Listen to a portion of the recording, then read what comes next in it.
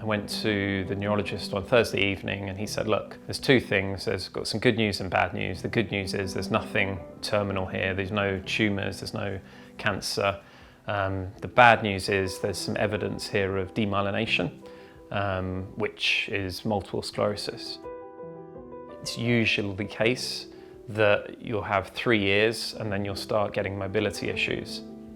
And everything at that point was all the expectations, all the dreams and thought of X, Y, and Z happening in the future had all been taken away in that moment.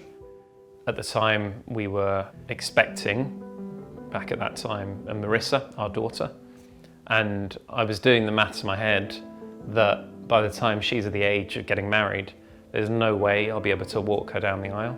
There's no way that I'd be able to be the father who can play with her in the park, run about, have the energy to do things that I would love to have done.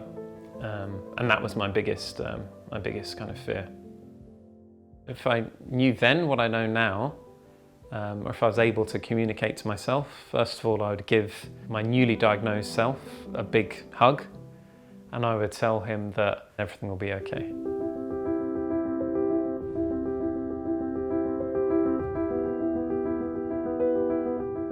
The largest thing OMS has given is that hope, finding OMS and seeing there's another way than what was initially told to me.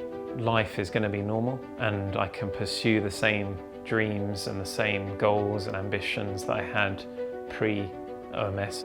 One of the things I really enjoy is running, and since having MS I've done 4 or 5 marathons at that time, and the first one after diagnosis I did over 4.5 hours in Paris, and I look at my previous marathon in Berlin just last year and I did that in just over 3.5 hours, so that's a whole hour shaven off my time whilst having MS.